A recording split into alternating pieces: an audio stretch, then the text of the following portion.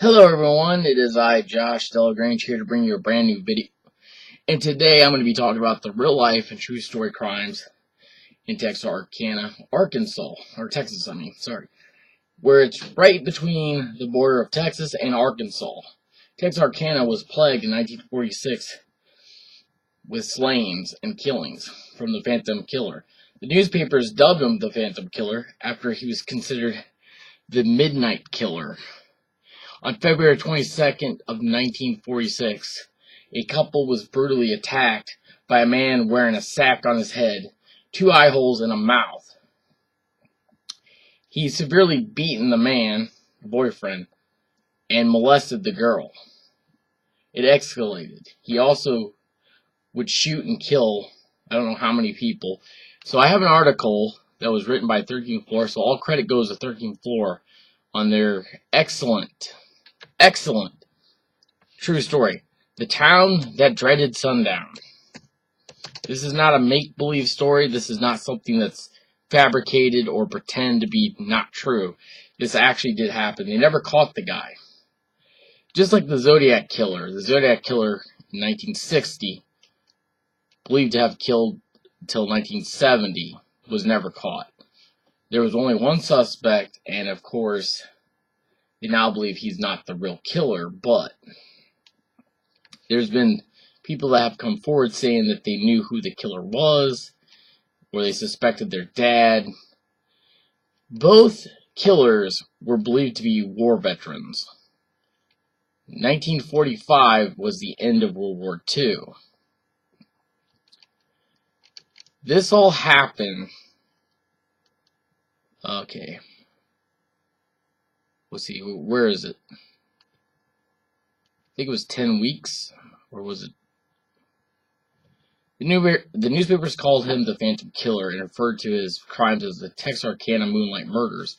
News of the bizarre and horrific killing transfixed an entire nation on the small town of Texarkana, Texas in early 1946, and the case remains one of the most notorious unsolved crimes in U.S. history. You probably know some of the story thanks to one or both of 2 films, the classic proto-slasher, The Town That Dreaded Sundown, directed by Charles B. Pierce in 1976, and its intense meta-sequel of the same name, directed by Alfonso Gomez Rejon in 2014, but those dramatizations, though extremely chilling, can't compare to the real-life horror that actually took place over a 10-week period that fateful year. So it all happened in a 10-week period. But also, they never found him. They never caught him. No one knows who he was. And both movies are basically whodunit movie. Even though we never actually get to see his face, and we can't ever point him out and say, that's the guy who committed this crime.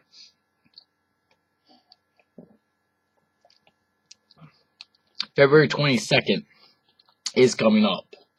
The anniversary of a psychopath who basically murdered people. So I'm going to go ahead and I'm going to type in, today is the year is 2019. This all took place in 1946. So it'll be exactly 73 years. While the sequel, the meta sequel to The Town That Dreaded Sundown, also a remake, on the back of the box, 65 years ago, you didn't catch me. You're not going to catch me now. That was something eerie and chilling to hear. Especially when the killer tells. So if you have not seen both movies, I recommend checking out the trailers to the 1976 film and the 2014 film and go watch these movies. While these are dramatizations, and while people re-dramatize in movies, sometimes they're not as accurate as you think. But it's very scary. It's very terrifying to think that someone in a community could just murder a bunch of people and get away with it. I forget how many victims he tallied up here, but these were men and women who were parked when he attacked them. They never found him. They never knew who he was.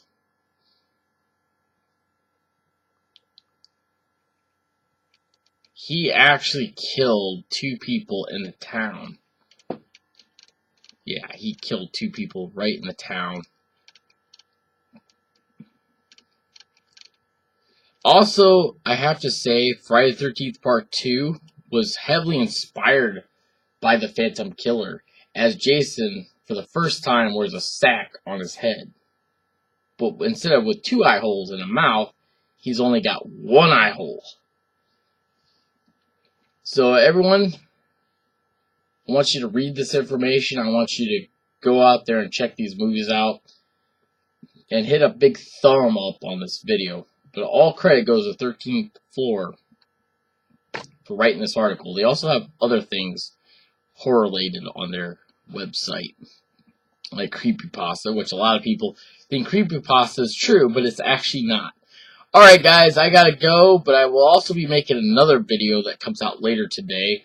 I'm going to be talking about everything that's going on, not in my personal life, but what's happening out there, and how people are so mad that Trump called a national emergency to get border funding. Well, here's the thing. Democrats and Republicans. I'm sorry, I'm not going to go into the details, but I'm going to go into details later in my next video. Because when it comes to politics, I don't really care to talk about it, but this really bugs me. When you have one in power or the next in power, they do absolutely nothing.